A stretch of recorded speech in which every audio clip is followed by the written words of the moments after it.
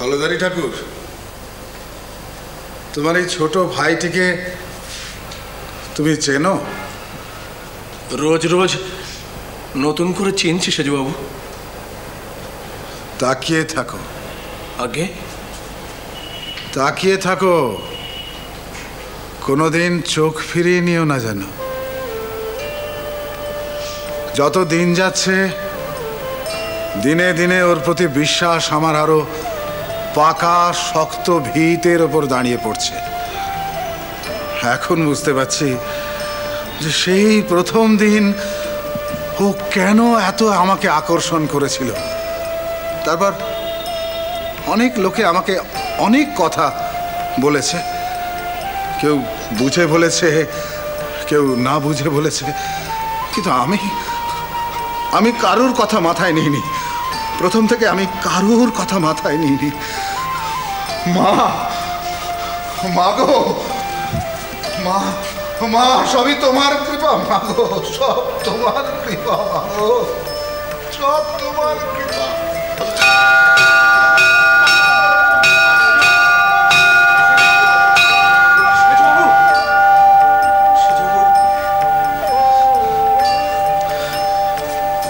হলধারী ঠাকুর, ছোট ভট্টাচার্য আমাদের সামান্য মানুষ নন, স্বয়ং জগৎজননী তার শরীরের মধ্যে আশ্রয় নিয়েছেন। আমি সকালবেলা আজকে আমি সচক্ষে দেখেছি। অথচ একজন সামান্য দরিদ্র নগণ্য পূজক ব্রাহ্মণ, সামান্য ব্রাহ্মণ, আর লোকের চোখে নির্বোধ, অনাচারী, উন্মাদ, অথচ তিনি আমার ইষ্ট হয়ে আমার কি মহাভাগ্যোদয় হলধারী ঠাকুর।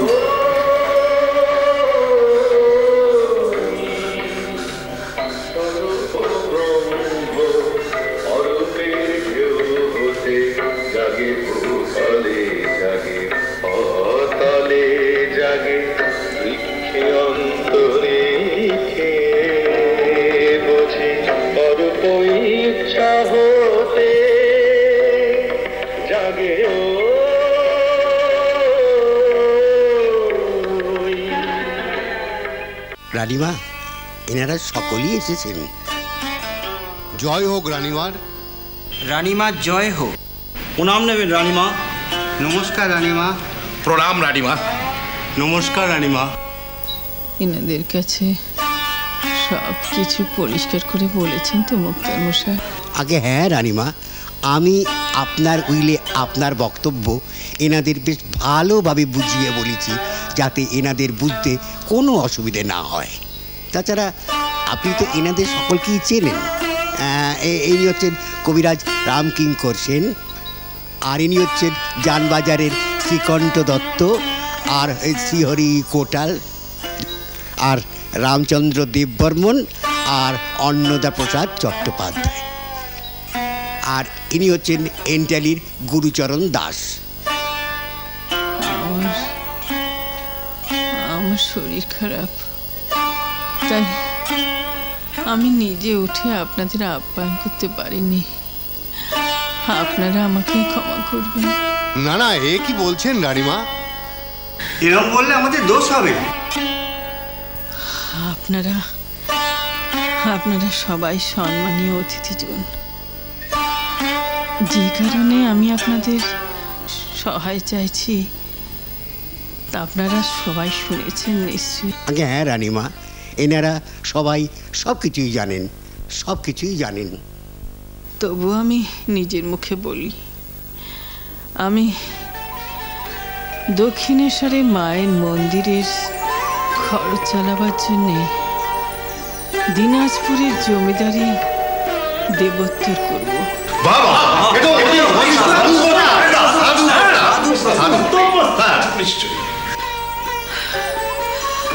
আমি চাই না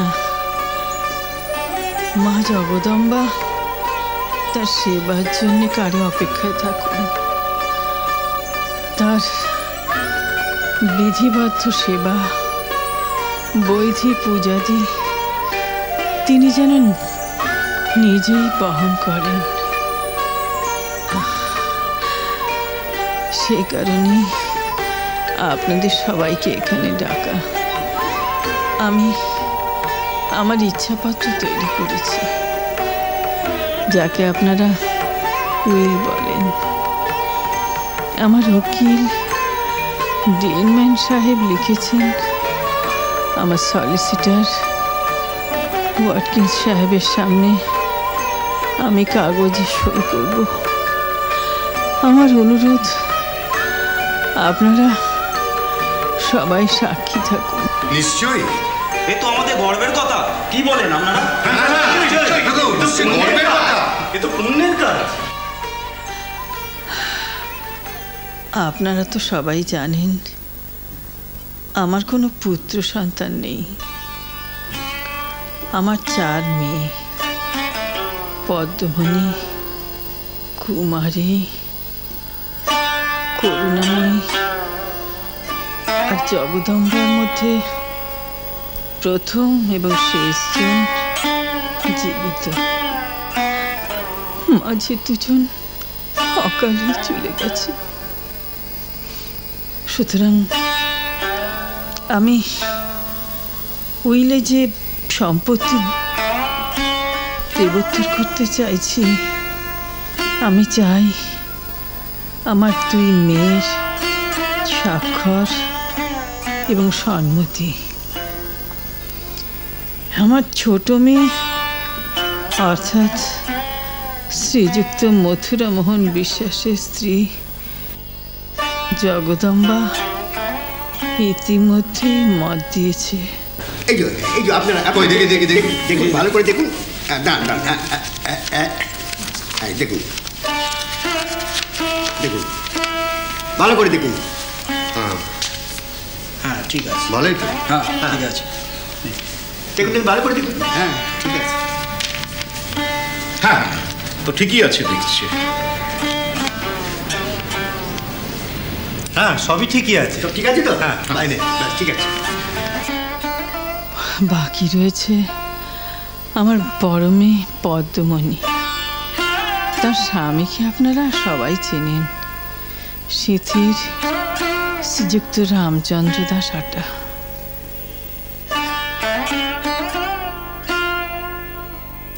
মা,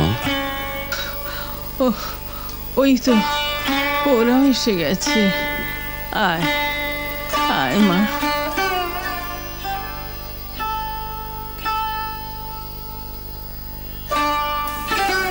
এনারা অন্তদন্ত হব না? ওদিকে তো মহা সর্বনাশ হয়ে গেল। কিরকম কিরকম? কিরকম শোনি? শোনো, রানীমা মন্দির, জমিদারি সব দান করে দিচ্ছেন। বলেন কি?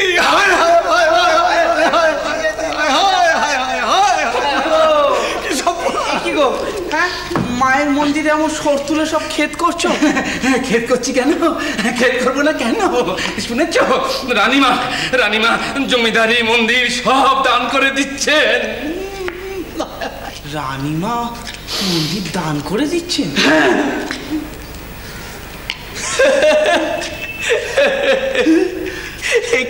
এ কি রানীমার জমিদারি নাকি? হ্যাঁ শ্রীরাম